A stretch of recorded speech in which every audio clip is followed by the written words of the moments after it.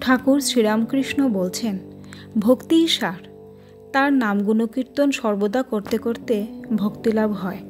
আহা, শিবনাথের কি ভক্তি, যেন রসে ফেলা ছানাবড়া।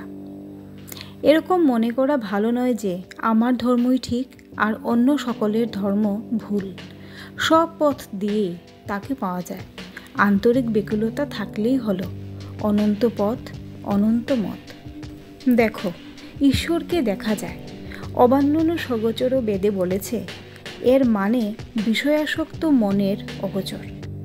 বৈষ্ণবচরণ বলতো, তিনি শুদ্ধ মন, শুদ্ধ বুদ্ধির গোচর। তাই সাধুসঙ্গ, প্রার্থনা, গুরুর উপদেশ এইসব প্রয়োজন। তবে চিত্তশুদ্ধি হয়, তবে তার দর্শন হয়।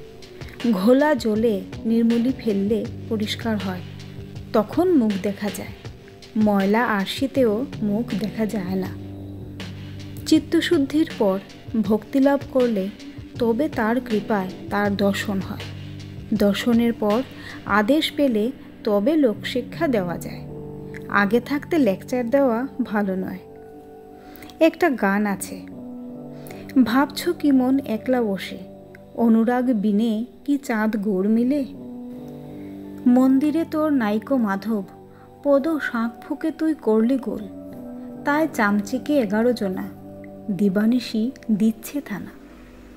হৃদয় মন্দির আগে পরিষ্কার করতে হয়। ঠাকুর প্রতিমা আনতে হয়।